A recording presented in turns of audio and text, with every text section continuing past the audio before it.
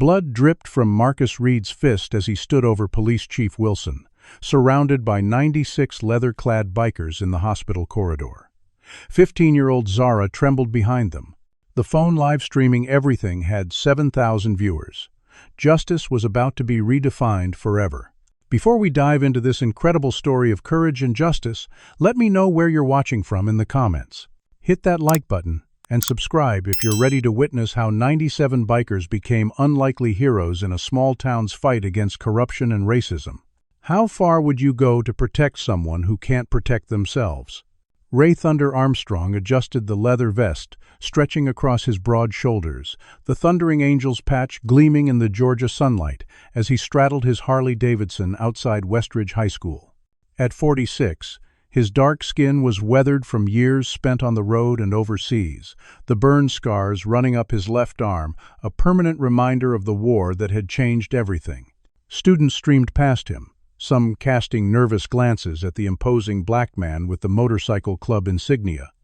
But Ray wasn't there for them. His eyes scanned the crowd until he spotted her, Zara Carter, 15 years old, walking with her shoulders hunched forward, head down, her once bright personality dimmed to a shadow. 6 years had passed since he'd knelt beside the hospital bed of his fellow Marine and best friend, James Carter, holding the dying man's hand as he made his final request, "Watch over my little girl if anything happens to Melissa, too." James had saved Ray's life in Afghanistan, pushing him out of a collapsing building and taking the brunt of the blast himself. That sacrifice created a blood debt that Ray carried every day, one that had led him to establish a new life in Westridge after his discharge, founding the Thundering Angels as a brotherhood of outcasts and veterans who understood loyalty better than most. For years, Ray had kept his promise through careful distance, occasional drive-bys of the modest Carter home, monitoring Zara's social media for signs of trouble, sometimes nodding hello when he spotted her around town with her mother Melissa, a kind-hearted nurse who was raising Zara alone after James's death. But everything changed 3 years ago when Melissa married Robert Wilson, Westridge's police chief, a man with a spotless public reputation and the power to make problems disappear. Ray had watched from afar as the changes began. Zara's vibrant social media presence dwindling to nothing, her school attendance becoming spotty, according to a teacher who frequented the Angels' legitimate auto shop business, and most troubling, the long sleeves she wore even in summer heat, the makeup that sometimes failed to fully conceal bruising around her wrist or neck. Today, Ray noticed Zara walking with a slight limp, and something in him snapped. He'd respected boundaries long enough. Later that evening, he called an emergency meeting at the Thundering Angels clubhouse, the converted warehouse on the edge of town where 23 core members gathered around the battered oak table that had seen decades of decisions, both mundane and life-altering. "I think Wilson is hurting James's kid," Ray announced, his deep voice cutting through the typical pre-meeting chatter. "James Carter saved my life, brothers and sisters. I made him a promise." The room fell silent, members exchanging uncomfortable glances. Everyone knew Chief Wilson's reputation for making problems disappear, especially problems that involved the town's black residents. "Thunder, man, I know what that promise means to you," said Darius, Ray's vice president and childhood friend. "But we're talking about the police chief. He could shut us down, have our licenses revoked, plant evidence. Hell, some of us have records he could use against us." Others nodded in agreement, the risk calculation visible on their faces. Ray was about to respond when his phone buzzed with a text message that made his blood run cold. "He's going to kill me like he did Mom." It came from a number he didn't recognize, but the next message confirmed his worst fears. "This is Zara. Please help me. I found things on his computer about Mom's accident." It wasn't an accident. Ray's hands shook as he showed the messages to his inner circle, and within hours he was calling in favors from contacts in the county records office. By midnight, he was staring at the official police report of Melissa Carter Wilson's fatal car accident last year. Single vehicle, brake failure on a rainy night. Tragic but not suspicious, except for the signature at the bottom authorizing the case closure without further investigation. Chief Robert Wilson, signing off on his own wife's death. Morning found Ray hunched over his laptop in the clubhouse, surrounded by coffee cups and printouts, the weight of responsibility pressing down on his broad shoulders. "How do I legally protect a child from the man who controls the legal system?" he muttered, rubbing his bloodshot eyes as Darius placed another steaming cup beside him. What had begun as a disturbing suspicion had evolved into something far more sinister after a night of research. Melissa's accident report contained inconsistencies that would never have passed scrutiny if anyone other than her husband had signed off on it. No skid marks at the scene, despite dry road conditions contradicting the rainy night. Narrative: a mechanic's report mentioning that brake lines appeared cleanly cut rather than worn. Witnesses who reported seeing a police cruiser near the scene shortly before the crash, but whose statements were omitted from the final report. Ray knew he needed professional help, someone who understood the legal system but wouldn't be under Wilson's thumb, which led him to make a call to Diana Washington, a black former prosecutor who had left Westridge 3 years ago after public conflicts with Chief Wilson over his handling of cases involving minority suspects. "I always knew that man would eventually destroy someone else's life," Diana said when Ray finally reached her at her new office 200 miles away. The pattern was there. Black citizens who filed complaints against his officers would suddenly have accidents, or find themselves arrested on trumped-up charges, or have Child Protective Services investigating their homes on anonymous tips. Her voice hardened as she continued. "I tried to build cases, but witnesses would recant, evidence would disappear from lockup, judges would dismiss without hearing arguments. Wilson has this town locked down, Ray." Diana's confirmation of Wilson's pattern cemented Ray's resolve, but he knew the Thundering Angels alone wouldn't be enough. They needed numbers, resources, and connections that extended beyond Wilson's reach. Over the next 72 hours, Ray traveled to neighboring counties, visiting allied motorcycle clubs, calling in favors accumulated through years of mutual aid and brotherhood. At the Iron Horseman Clubhouse 60 miles east, he recruited Marcus Reed, a brilliant young black tech expert with 3 hacking arrests and a grudge against corrupt police after his brother's wrongful imprisonment. From the Veterans Road Crew in the next county, he gained the alliance of 5 former military police officers who understood both sides of the law. His most valuable local asset came in the form of Elena Vasquez, a night shift nurse at Westridge Hospital who had worked with Melissa and harbored suspicions about other patients who came through the emergency room with stories that didn't match their injuries, particularly when Chief Wilson personally brought them in. While Ray built his coalition, he also reached out to Pastor Jerome of Westridge's largest black church, hoping the respected community leader could provide moral authority to their cause. "I hear what you're saying, Ray, and I've had my own concerns about the Wilson administration," Pastor Jerome had admitted during their private meeting in the church office. "But I have a congregation to protect. People still remember what happened to the Jenkins family when they filed that brutality lawsuit. Father lost his job, mother got arrested on old warrants, kids ended up in the system. I can pray with you, but public support?" He shook his head, fear evident in his eyes. That conversation confirmed what Ray was learning through his growing underground network.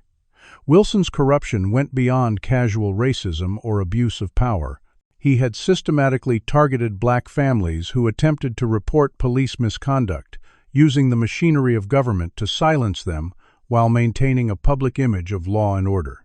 Diana's warning came during their 3rd phone call, after Ray updated her on his progress. "You need irrefutable evidence, Ray. Not just witnesses who can be intimidated, not circumstantial connections, but rock-solid proof that even Wilson's friends at the state level can't ignore. Without that, you're just 97 angry bikers who will end up in prison, or worse." Ray was contemplating this challenge when his burner phone buzzed with another message from Zara. "He found my phone. He's taking me to the hospital. Said I fell downstairs. Help." The timestamp showed it had been sent 20 minutes ago, triggering an immediate call to Elena, who confirmed that Wilson had just brought his stepdaughter into the emergency room, claiming she had fallen downstairs while sleepwalking, the 3rd accident in 6 months. The Thundering Angels Clubhouse erupted into controlled chaos as Ray called every member to emergency stations, the gravity of the situation eliminating any remaining hesitation, among those who had initially feared confronting Wilson's power. "This is happening now, people," Ray announced, his voice carrying across the room where almost 30 angels had assembled within minutes of his alert. "Zara's at Westridge Hospital with Wilson hovering over her, probably making sure she sticks to whatever story he's created. We have maybe a 2-hour window before he takes her home where no one can protect her." Marcus Reed, who had been living at the clubhouse since joining their cause, was already surrounded by multiple screens, his fingers flying across keyboards as he accessed hospital security systems through back doors he'd discovered days earlier. "Chief's got people everywhere," Marcus reported, bringing up security camera feeds showing uniformed officers stationed at key hospital entrances. "There's Collins at the ER doors, Ramirez by the service entrance, and that's Detective Phillips with Wilson on the 3rd floor. All guys who've been on Wilson's protection payroll, according to the financial records I pulled." Elena Vasquez had arrived directly from her shift, still in scrubs, spreading hospital floor plans across the central table. "They've put her in room 315, she said, marking the location with a red X. "That's in the private wing where Wilson always requests for sensitive cases. Doctor, Mercer is attending. He's one who never questions injuries, just treats and releases without mandatory reporting." As Ray studied the maps, Diana Washington joined by speakerphone, having started the 3-hour drive toward Westridge as soon as she received Ray's alert. "I'm preparing emergency custody intervention paperwork," she explained, "and I've put calls in to 3 state-level officials who aren't in Wilson's pocket. But even moving at light speed through bureaucracy, we're talking 5 to 6 hours minimum before any official action could be authorized." Marcus looked up from his screens with a grim expression. "We don't have 5 hours. I've been tracking Wilson's phone communications. He's already contacted Judge Reynolds, who's standing by to sign whatever detention order Wilson wants. Reynolds has dismissed 7 police brutality cases in the past 2 years alone." The implications were clear. Wilson was setting up a legal framework to maintain control of Zara, possibly to institutionalize her if she continued to resist his narrative. Ray paced the length of the table, weighing options against consequences with the strategic mind that had kept him alive through 3 combat tours. "If we go in heavy, we're giving him exactly what he wants, proof that we're the criminals he'll paint us as. If we wait for the system, we're abandoning that girl to the same system that failed her mother." He stopped, his decision crystallizing. "We do this by the book, but with overwhelming witnesses. Every biker carries a phone, not a weapon. Everything gets live-streamed from multiple angles. We bring the truth into the light where Wilson can't control it." A debate erupted among the members, some arguing for more aggressive tactics, others concerned about legal consequences that could destroy the lives they'd rebuilt after troubled pasts. "I've got kids and an ex-wife who depends on my support payments," said Charlie, a white mechanic with 20 years in the club. "I go to prison on felony charges. Those kids suffer." Ray understood these concerns, but the image of James Carter's face as he extracted that final promise kept him resolute. "I'm not asking anyone to throw their life away," he said finally. "This is voluntary. I'm going with whoever stands with me. Those who need to stay behind can provide backup support, monitor the live streams, coordinate with Diana." Somewhat to Ray's surprise, no one left the room. Instead, phones came out as members began contacting allied riders from other clubs who had pledged support. Within 40 minutes, the reports came in. 27 riders from Iron Horsemen, 32 from Veterans Road Crew, 15 from Southside Soldiers, and various others from smaller clubs, all converging toward rally points outside Westridge. Marcus whistled as he monitored the incoming messages. "That puts us at exactly 97 total riders if everyone shows. Think that's enough to make an impression?" Ray's answer was interrupted by Marcus suddenly cursing at his screen. "We've got a problem. Wilson's deleting hospital security footage from the server. I'm backing up what I can, but he's covering his tracks." He turned another screen toward Ray, showing a security feed of Zara in her hospital room, visible bruising around her neck and a splint on her wrist, her eyes reflecting a terror no 15-year-old should know. Ray studied the image, then glanced around at the determined faces of his club members. "No weapons," he repeated. Not a single knife, baton, or chain. We carry phones, cameras, and the truth. Diana's on her way with legal paperwork. Marcus will ensure every second is streamed where Wilson can't erase it. We ride in formation, we move with discipline, we speak with respect unless disrespected. We are not starting a war today. We're ending one man's reign of terror. He checked his watch, calculating distances and arrival times of their allied clubs. We move in 90 minutes. 97 bikers, standing as witnesses. The system failed this girl, we won't. As the room erupted into focused activity, Ray wondered what their chances truly were against a system designed to protect its own. Would 97 bikers be enough to stand against a corrupt police chief with judges in his pocket and officers at his command? Would you ride into that hospital knowing you might not ride out again as a free person?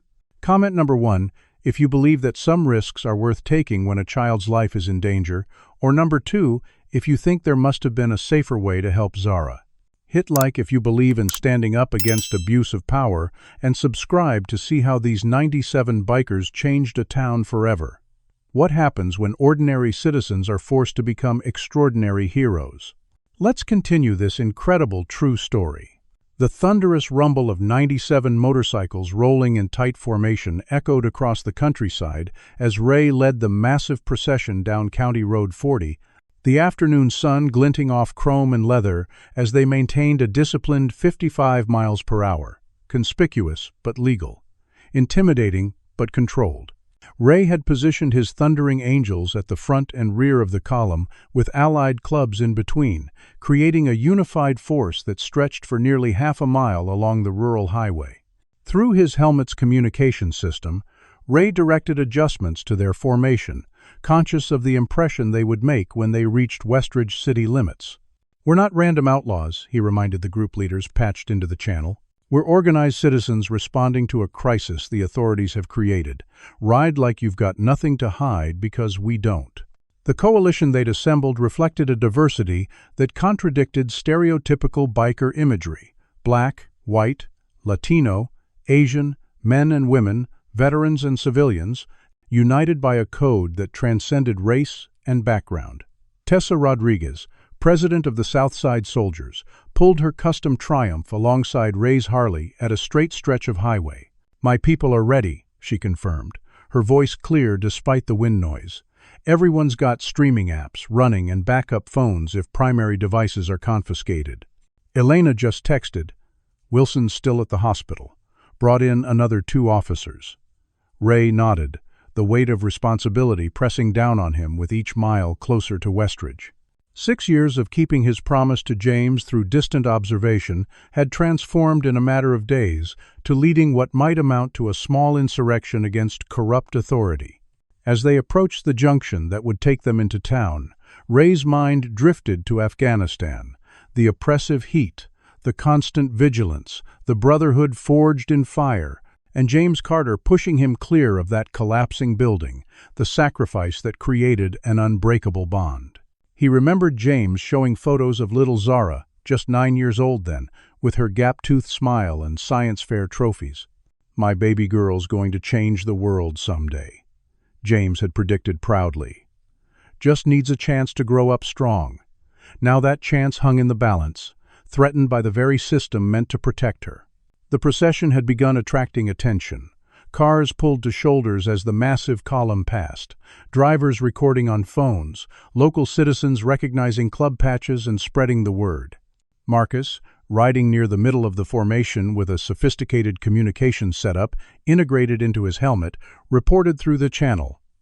"We're trending locally on social. Calls coming into police dispatch asking about the biker invasion. Scanner chatter indicates Wilson's been notified of our approach. He's calling in off-duty officers." Ray had anticipated this response. Wilson wouldn't surrender his control without using every resource at his disposal.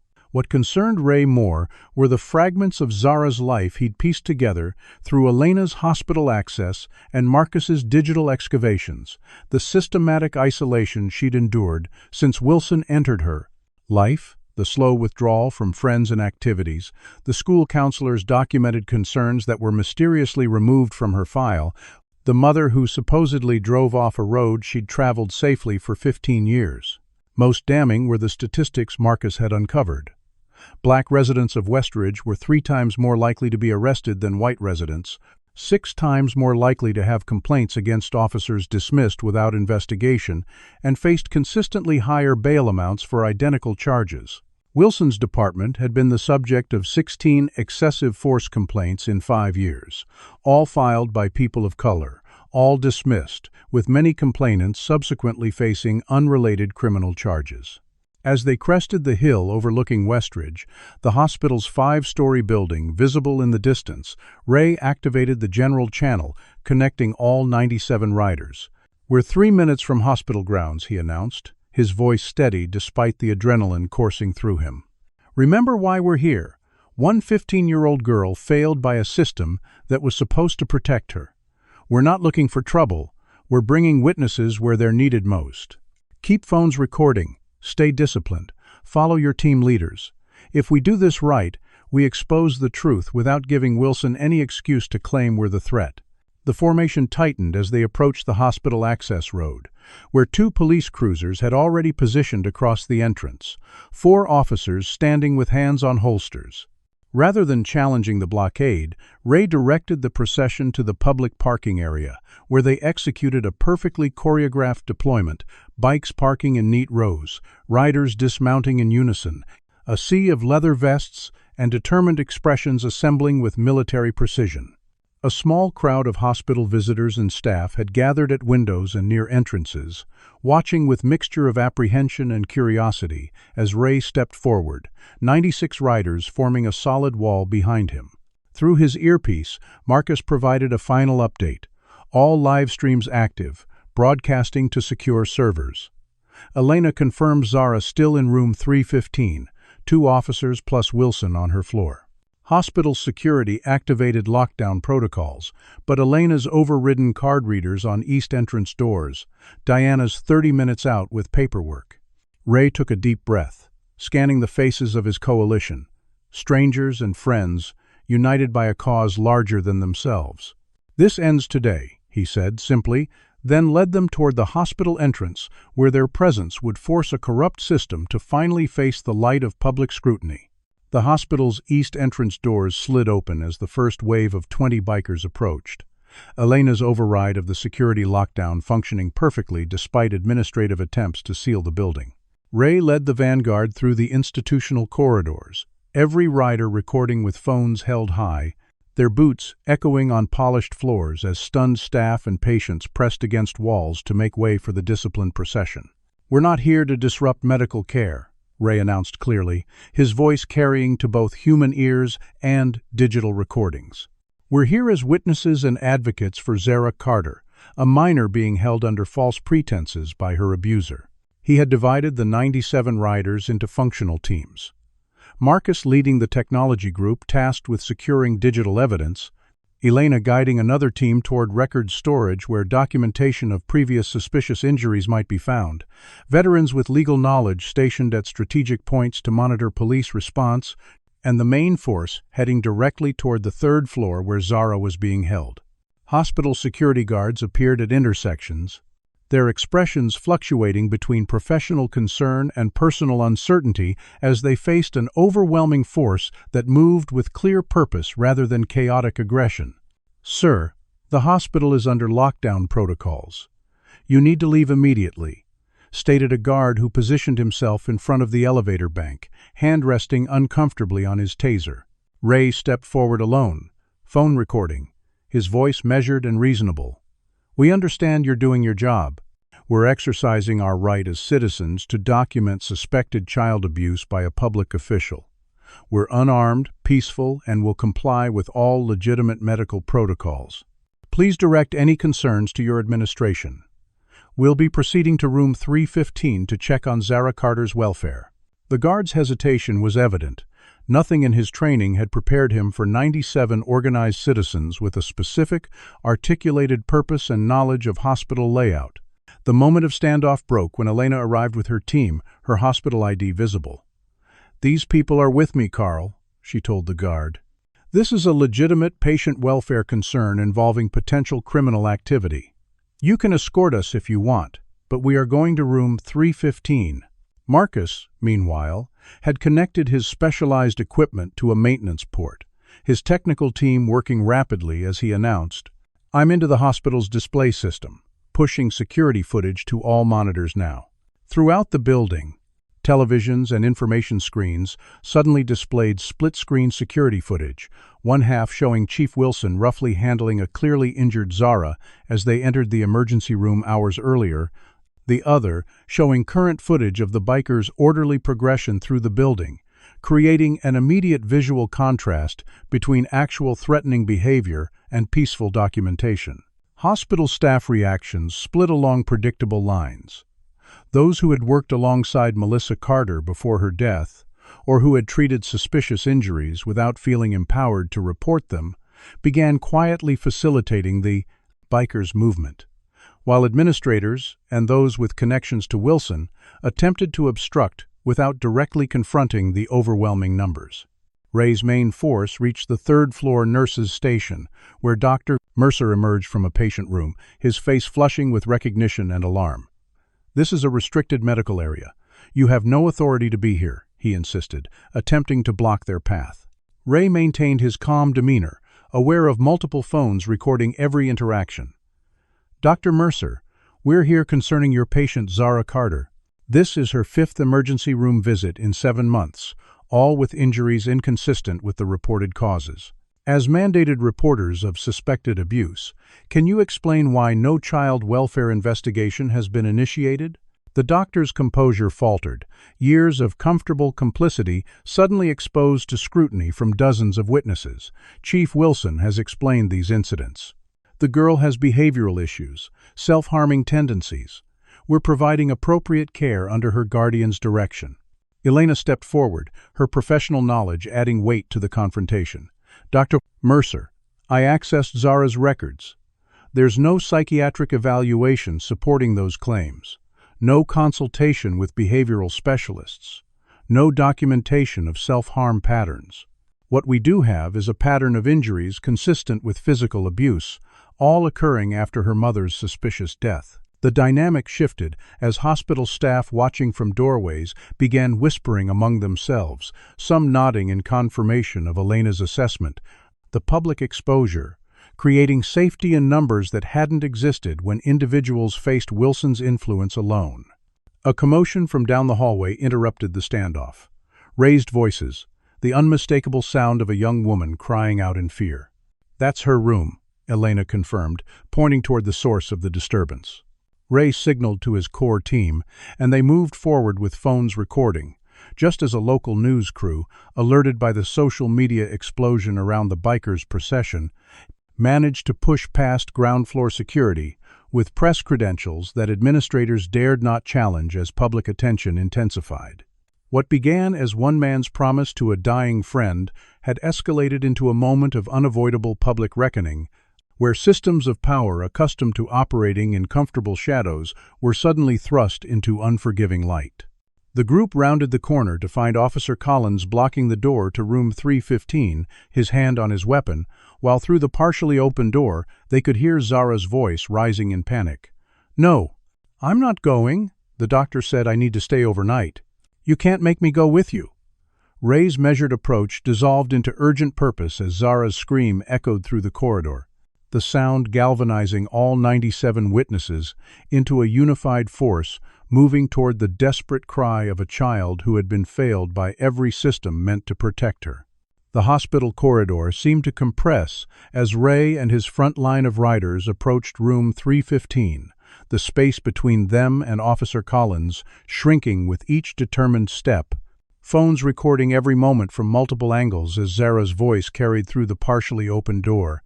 "You hurt my mom. I know you did." Collins drew his weapon, pointing it at the advancing group. "Stop right there. This is police business. One more step, and you're all under arrest for interfering with an officer." Ray halted at a safe distance, his voice steady despite the adrenaline coursing through him. "Officer Collins, we're unarmed citizens, documenting suspected child abuse.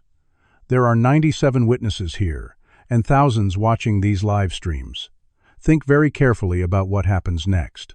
Before Collins could respond, the door behind him swung fully open, revealing Chief Wilson gripping Zara's upper arm with one hand, his other hand clutching a duffel bag. The 15-year-old's face bore the unmistakable marks of recent trauma.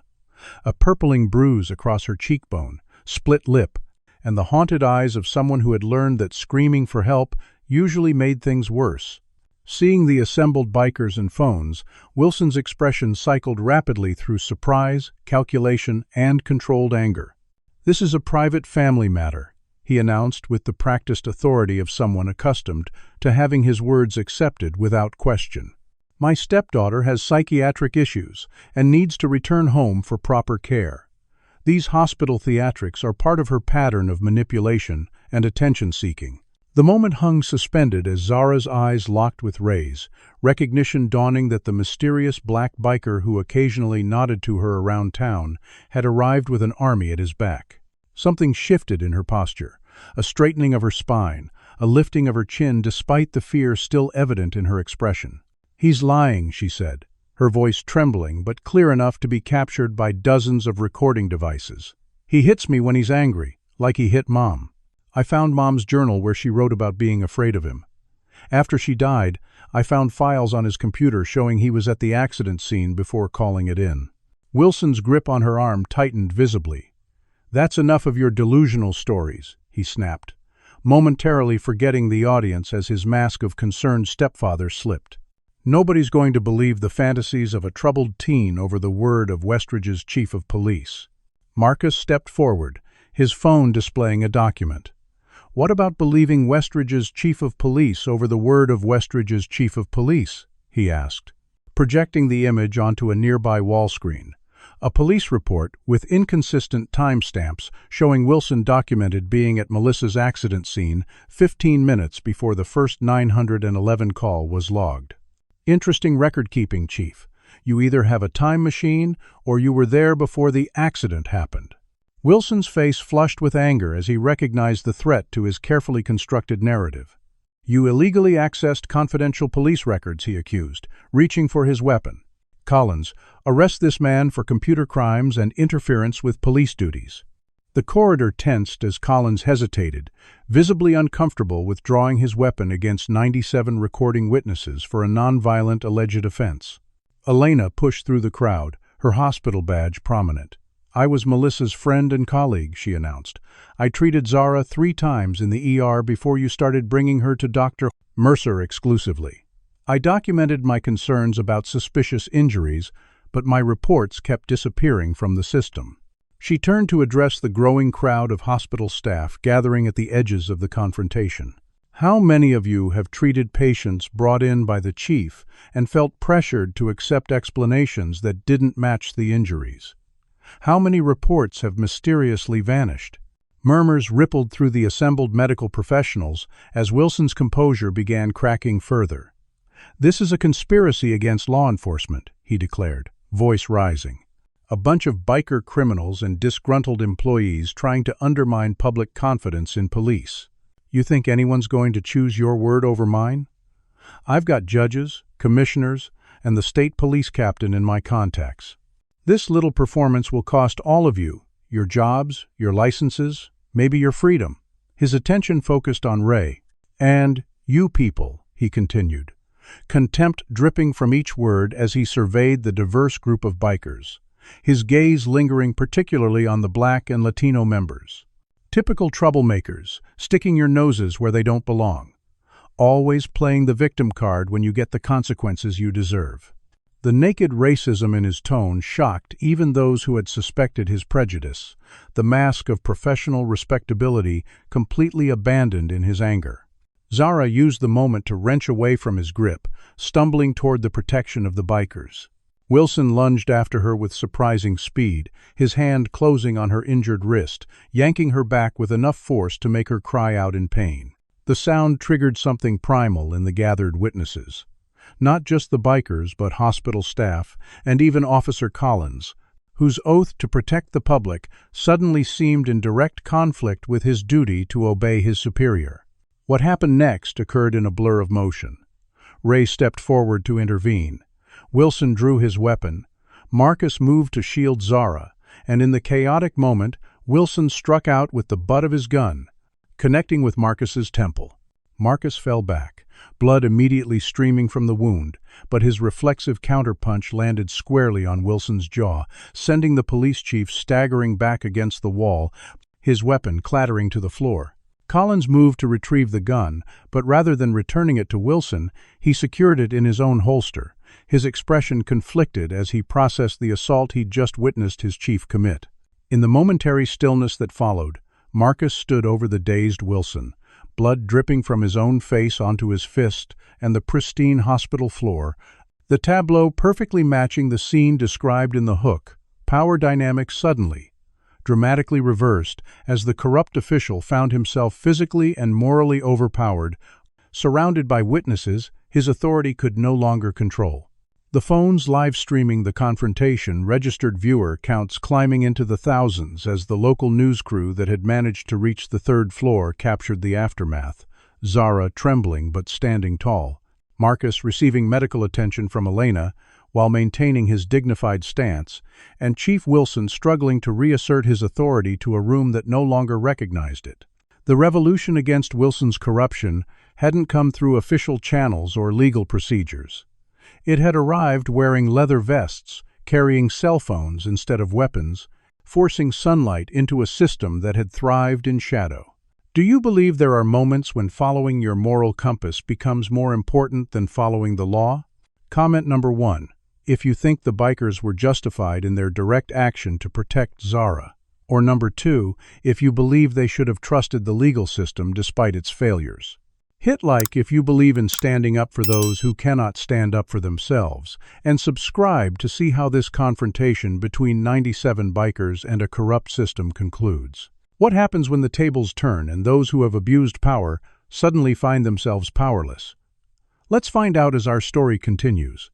The relative silence following Wilson's fall lasted precisely 38 seconds before the hospital's emergency doors burst open on the ground floor, admitting a flood of responding officers answering Wilson's earlier call for backup. Marcus's technological team immediately reported through their communication system 12 officers entering the building. Tactical formation, looking like a raid response rather than medical assistance. Ray had anticipated this moment, the system's immune response activating to protect itself, but the speed and scale suggested Wilson's influence ran deeper than even they had calculated. Lieutenant Grayson, Wilson's second-in-command and longtime enforcer, emerged from the elevator with 8 officers in tactical gear, their hands on their weapons as they assessed the corridor filled with bikers, hospital staff, and recording devices. Grayson's eyes narrowed as he took in the scene. Wilson leaning against the wall with a bloodied lip, Marcus receiving treatment for his head wound, Zara standing protectively surrounded by leather-clad witnesses. "Everyone on the ground, hands where I can see them," Grayson shouted, officers moving to create a perimeter. "You're all under arrest for assaulting a police officer, criminal trespass, interference with custody, and criminal conspiracy." Ray stepped forward, phone still recording.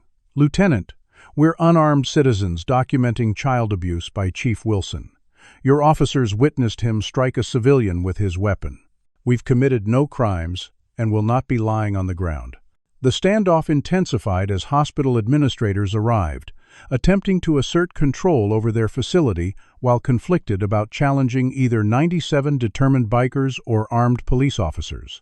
Director Sanders, the hospital's chief administrator and longtime golf partner of Wilson's, pushed through the crowd. "This hospital is now under complete lockdown. All non-essential personnel and visitors must leave immediately. These patients require medical privacy that's being violated by this circus." Elena confronted him directly, supported by several colleagues who had witnessed Wilson's behavior. Dr. Sanders, as medical professionals, were mandated reporters of suspected child abuse. Chief Wilson has brought Zara in 5 times with suspicious injuries, and each time reports have mysteriously disappeared from our system. We're staying as witnesses. Outside the hospital, the situation was escalating as local media vans arrived, drawn by the viral social media coverage of the standoff inside. Hospital security reported growing crowds of townspeople gathering at the perimeter, many holding impromptu signs supporting the bikers or demanding justice for Zara. The confrontation inside reached another tension point when Grayson announced, "By order of Judge Reynolds, signed 30 minutes ago, Zara Carter is being placed in emergency protective custody of the state due to an unsafe environment created by these vigilantes. Officers will escort her to a secure facility immediately." Marcus, despite his injury, pulled up documentation on his tablet. Interesting timing on that order, considering it was filed before any disturbance occurred here. Almost like the chief knew he needed to get her somewhere isolated before we arrived. As officers moved toward Zara, Ray's phone rang. Diana Washington had finally arrived at the county line. "Ray, I'm being detained at a police checkpoint 5 miles from town. They've set up roadblocks on all major routes in. They're claiming it's for public safety due to a biker gang disturbance at the hospital." The systematic response revealed the depth of Wilson's preparation and connections. Judges signing orders without evidence, roadblocks preventing legal representation, media narrative already being shaped through official channels to paint the bikers as dangerous outsiders rather than concerned citizens. Inside the hospital, the technological advantage the bikers had initially leveraged began to erode as Marcus received alerts from his team monitoring police communications. "They're jamming cellular signals around the hospital," he reported urgently. "And I'm detecting multiple access attempts on the hospital servers. They're trying to delete both current security footage and past medical records." Marcus raced to preserve the digital evidence, his team working feverishly to transfer critical files to secure cloud storage before Wilson's technical assets could erase them. The physical standoff in the corridor became increasingly tense as more officers arrived, creating a heavily armed presence that began to separate the bikers from each other and from Zara, who found herself being gradually isolated despite Elena's insistence on remaining as her medical advocate. Ray watched the coordinated system response with the strategic assessment of a veteran who recognized when battlefield momentum was shifting. Their coalition of 97 witnesses, so powerful in its initial moral authority and unexpected appearance, was being systematically neutralized by the very institutional machinery they had come to challenge. Hospital security, under Director Sanders' orders, began restricting movement between floors. Staff who had spoken up were being called to administrative offices, and officers were now separating bikers into smaller groups for questioning, effectively dismantling their unified presence. The most alarming development came when Child Protective Services workers arrived, displaying documentation signed by Judge Reynolds, giving them immediate custody of Zara.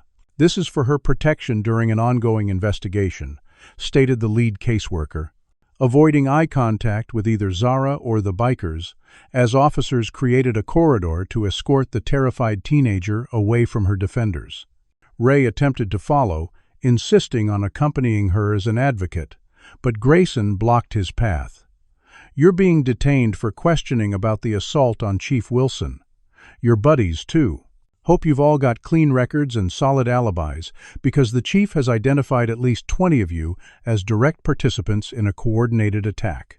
As Ray and several other Thundering Angels were handcuffed and led toward police vehicles, he caught a final glimpse of Zara being escorted into a county van, her eyes wide with betrayal and fear, as she realized she was being taken into the very system controlled by her abuser. Marcus, still working to secure digital evidence despite his injury, managed one final encrypted upload before his equipment was confiscated, whispering to Ray as they passed, "Got the core files out." Streams reached over 15,000 viewers before they cut the signal. Truth's already loose, they can't cage that. Despite this small victory, the weight of apparent defeat pressed down as Ray watched the coalition he'd assembled being systematically detained, separated, and processed by a machine designed to protect its own components regardless of their corruption. The promise he'd made to James Carter had led 97 people to put their freedom on the line, and now the system was demonstrating exactly why so many had feared challenging Wilson's authority in the first place. As police vehicles carried the detained bikers away from the hospital and Zara disappeared into the labyrinthine child welfare system, The evening news was already reporting on a dangerous biker gang disruption at Westridge Hospital, with Chief Wilson heroically defending a troubled teen from their influence, the official narrative taking shape before the truth had a chance to be heard.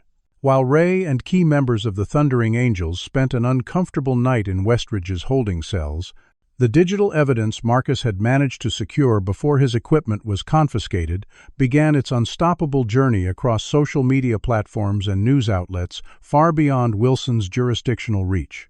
The unedited footage showing Wilson's assault on Marcus, his racist comments, and Zara's clear terror had been automatically uploaded to secure servers programmed to release content to major news organizations if Marcus failed to enter a safety code every 4 hours. By dawn, what had been dismissed as a local disturbance on evening broadcasts had transformed into a national story about potential police corruption, with CNN, MSNBC, and even Fox News running segments featuring the hospital confrontation footage alongside questions about Wilson's record and the coordinated police response. Outside the Westridge police station, a phenomenon was unfolding that no one, not even Ray in his most optimistic planning, had anticipated. Hundreds of local citizens had gathered overnight, their numbers growing with each hour, carrying handmade signs demanding justice for Zara, accountability for Wilson, and freedom for the detained bikers. The protest included faces from every corner of Westridge society. Teachers who had noticed Zara's declining performance and unexplained absences, neighbors who had heard disturbing sounds from the Wilson home but felt powerless to intervene, former complainants against the police department whose cases had mysteriously disappeared, and many who simply recognized the moral clarity of standing against abuse of power. Most surprising was the presence of Pastor Jerome, who had initially declined to publicly support Ray's efforts, but now stood on the steps of the police station, bullhorn in hand, leading chants for transparency and justice. I was afraid, he admitted to the assembled crowd and news cameras that had arrived to document the growing protest. For years, many of us have been afraid to speak the truth about what happens in this town if you're black and cross Chief Wilson. But watching those 97 bikers risk everything to protect one child showed me that fear is how corrupt systems survive. Not today, not anymore. Inside the station, the dynamics were shifting as officers from neighboring jurisdictions and state police arrived to manage what was quickly becoming a public relations crisis, extending far beyond Westridge. Lieutenant Grayson found himself increasingly isolated as outside investigators began reviewing booking procedures and questioning why 97 people had been detained with minimal charges documented. The most significant development came shortly before noon, when Diana Washington finally broke through the roadblocks with a team of 3 civil rights attorneys and documentation from a federal judge superseding local custody orders. Their first victory was gaining access to Ray and the other detained bikers, bringing news that transformed the atmosphere in the crowded holding cells. "The FBI has opened a civil rights investigation," Diana informed Ray, as they sat in a hastily arranged meeting room, guards hovering uncomfortably by the door. "Your digital evidence triggered multiple red flags when it hit national media. Wilson's record is being scrutinized by Justice Department officials who've apparently had Westridge on their watch list for racial disparities in policing for years." Ray leaned forward, his concern evident. "What about Zara? Wilson's people took her into state custody. She's still not safe." Diana's expression softened with the first genuinely good news of the day. "Elena Vasquez is a hero." When CPS tried to transport Zara to a facility in the next county, Elena followed the transport van, documenting that they weren't taking her to the listed facility. "She alerted my team, and we got an emergency federal protection order. Zara's now under protective watch with federal marshals present, not local officers." As they spoke, the situation outside continued to evolve as Elena and hospital staff organized a public demonstration of their own, wearing their medical uniforms while displaying years of documentation about suspicious injuries they'd treated. Not just Zara's, but dozens of cases involving predominantly Black and Latino residents who had encountered police before seeking medical attention. Dr. Mercer, facing potential investigation for failing his mandatory reporting obligations, began cooperating with investigators, providing details about an unwritten hospital policy of deferring to Chief Wilson's explanations without proper documentation. The most damning evidence emerged when Marcus's technological team, those who hadn't been detained, continued their work from secure locations, releasing financial records showing irregular payments from Wilson's personal accounts to Judge Reynolds and 3 other county officials who had consistently ruled in favor of police in misconduct cases. Local business owners began sharing security footage, showing officers under Wilson's command conducting searches without warrants, particularly in establishments owned by people of color. The accumulated weight of these revelations created a critical mass that even Wilson's most loyal supporters could no longer ignore or explain away. State Police Commander Jenkins, who had initially backed Wilson's version of events, called an emergency press conference where he visibly distanced himself from his former ally. In light of serious allegations and evidence currently under review, I have placed Chief Wilson on administrative leave pending a full investigation. The Westridge Police Department will temporarily operate under state supervision to ensure public safety and restore community trust. Within the police department itself, a remarkable transformation was occurring as officers who had silently witnessed Wilson's abuses for years suddenly found safety in numbers, coming forward with testimonies about being pressured to target certain neighborhoods, falsify reports, or ignore misconduct by fellow officers. By mid-afternoon, Judge Watkins from the Federal District Court had issued orders for the immediate release of all 97 bikers pending investigation, explicitly noting that their actions appeared consistent with citizens documenting potential criminal activity rather than engaging in criminal conspiracy themselves. As Ray and his fellow riders walked out of the police station to thunderous applause from the gathered crowd, he was handed a phone with Diana on the line, her voice triumphant. "We've been granted temporary emergency custody of Zara with federal protection. You can see her as soon as you're ready."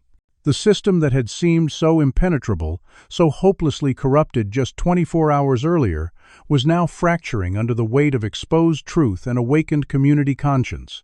As Ray and the released bikers moved through the cheering crowd, he spotted a familiar face, Pastor Jerome approaching with hand extended.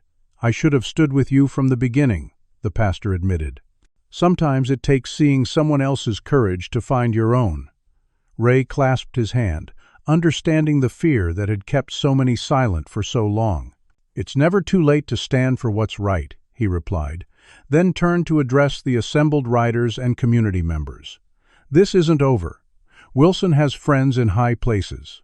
Corruption doesn't die easily.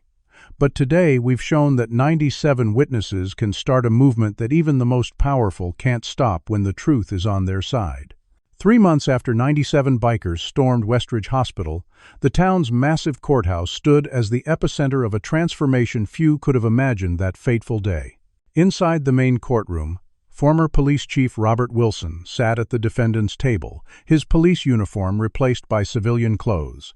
His once commanding presence diminished by the weight of 37 federal charges, including civil rights violations, evidence tampering, witness intimidation, corruption, and second-degree murder in the death of Melissa Carter Wilson. Ray Armstrong sat in the front row of the gallery, his leather Thundering Angels vest exchanged for a charcoal suit that did nothing to diminish his imposing presence. Beside him sat Zara Carter, now 16, her posture reflecting a hard-won confidence that had emerged during months of healing and preparation to testify against the man who had terrorized her. The journey to this moment had been neither simple nor guaranteed. In the days following Wilson's arrest and the bikers' release, his political allies had attempted to reassert control through procedural obstacles, media manipulation, and intimidation of potential witnesses. What they hadn't counted on was the awakening of a community that had tasted freedom from fear and refused to return to silence. Diana Washington, now appointed as special prosecutor for the case, approached the witness stand where Elena Vasquez was completing her testimony about medical records that had been altered or deleted under Wilson's influence. And to confirm for the jury, Miss Stations the Blanket Vasquez, approximately how many patients with suspicious injuries were brought to Westridge Hospital by Chief Wilson, or his officers over the 5-year period you've documented? Elena consulted her meticulously reconstructed records before answering. 43 patients, 39 of whom were people of color, primarily black residents. All had injuries inconsistent with reported causes. All had documentation that was subsequently modified or removed from standard record-keeping systems.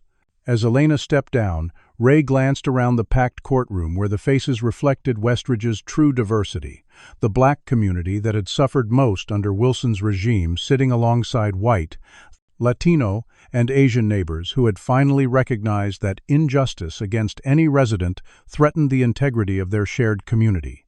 The case had expanded far beyond Wilson himself as Marcus Reed's technological investigation uncovered a network of corruption extending to county commissioners, judges, and state officials who had protected Wilson in exchange for favors, campaign contributions, or simple, willful blindness to his racist enforcement patterns.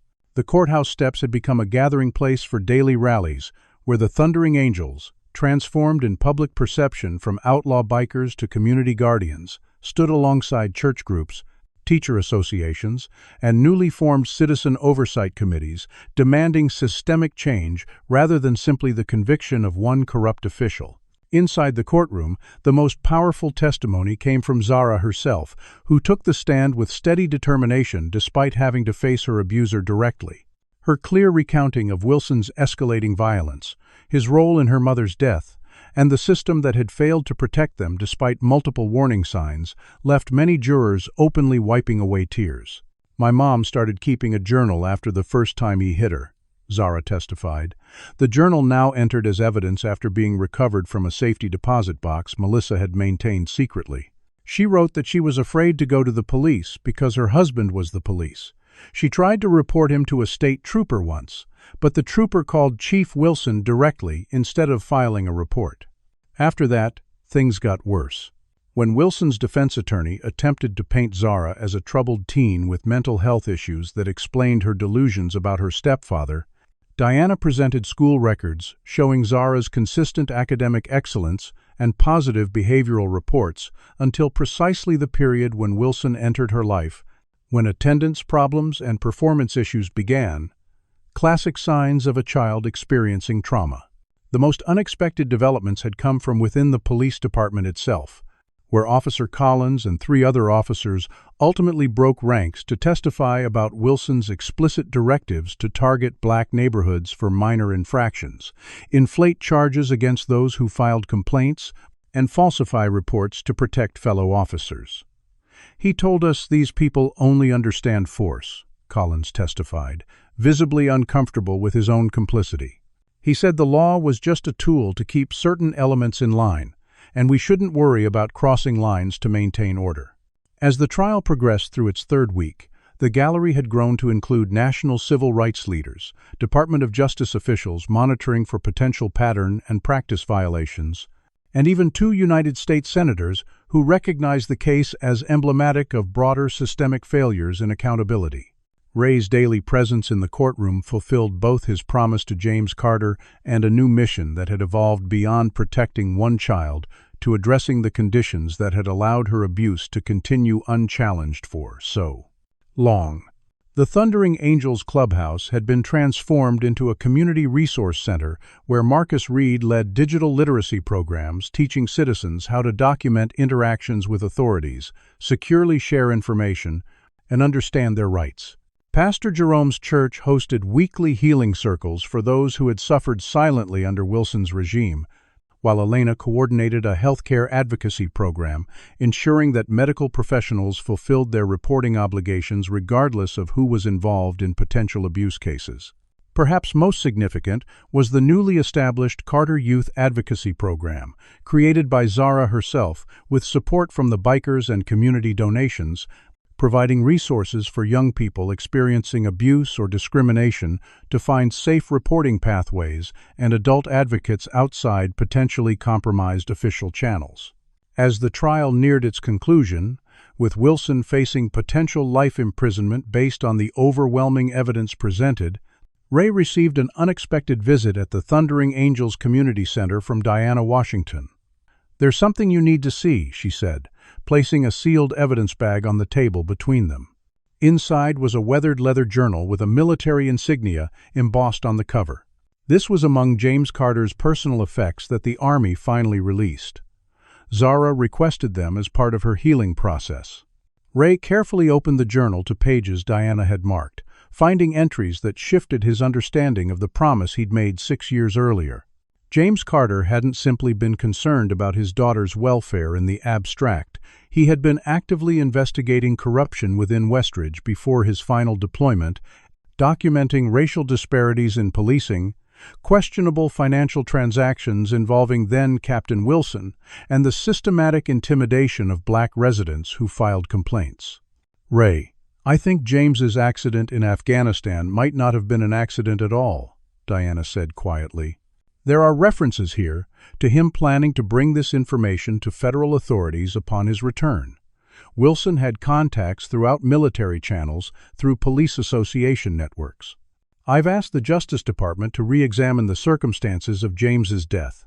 The revelation that his promise to protect Zara might have deeper implications than he'd realized gave new meaning to the community transformation their actions had triggered.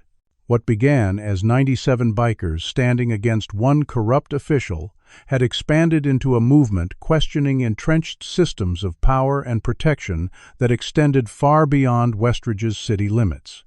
On the trial's final day, after the jury had been deliberating for just 4 hours, Ray sat beside Zara in the courthouse cafeteria, both prepared for the possibility that justice systems often move slowly or incompletely despite overwhelming evidence. "Whatever happens with the verdict," Ray told her, "your father would be incredibly proud of the courage you've shown. You've already changed this town forever." Zara's response revealed the strength she'd developed through months of healing and purpose. "This isn't just about Wilson anymore," she said, opening her father's journal to show Ray additional pages she'd discovered. Dad documented connections to officials at the state level who protected Wilson's network. This case is just the beginning of what needs to change. As the court officer appeared to announce the jury had reached a verdict, Ray recognized that the promise he had made to a dying friend had evolved into something James Carter himself had been fighting for, not just protection for one child, but transformation of a system that had failed many. When the jury forewoman rose to deliver the verdict, guilty on all counts, the courtroom erupted in emotional release. But Ray's eyes remained fixed on Zara, watching as the burden of fear she had carried for years visibly lifted from her shoulders. In the courthouse plaza afterward, as cameras captured the historic moment and community members celebrated a rare victory against entrenched corruption, Zara stood surrounded by the 97 bikers who had risked everything to fulfill a promise made years earlier. Ray presented her with a custom leather jacket bearing a new patch created in her honor, a Scales of Justice symbol with the words, "Truth rides with us," emblazoned beneath. "My father taught me that family isn't always blood," Zara told the assembled crowd and cameras. "Sometimes it's 97 bikers who risk everything for the truth. And sometimes justice isn't delivered through the systems built to provide it. Sometimes justice arrives on motorcycles, wearing leather instead of badges, carrying phones instead of weapons, but always standing for what's right, no matter the cost." What began as one man's promise had culminated in a community's awakening, proving that when ordinary citizens find the courage to stand as witnesses, even the most entrenched corruption cannot withstand the light of truth. Do you believe that real change happens through official channels, or does it take brave individuals willing to risk everything to stand up against powerful, corrupt systems? Leave a comment, sharing your thoughts on what justice truly means. If this story of courage, commitment, and community standing against corruption moved you, please hit that like button and subscribe for more powerful true stories that remind us of our capacity to make a difference. Share this video with someone who needs to be reminded that even when systems fail, individuals with courage can still change the world. Thank you for witnessing this journey of 97 bikers who redefined justice in a town that had forgotten what it truly meant. The story of Ray Armstrong and the 97 bikers teaches us that justice often requires ordinary people to take extraordinary stands. When systems designed to protect the vulnerable become corrupted by power, silence becomes complicity. Ray's journey shows us that one person's promise can ignite a movement when that promise aligns with a deeper truth many recognize but few dare acknowledge. The transformation of Westridge didn't happen through official channels. It happened when citizens united across racial and social divides, recognizing their shared humanity was more important than artificial barriers that kept them separated. True change requires both courage and community.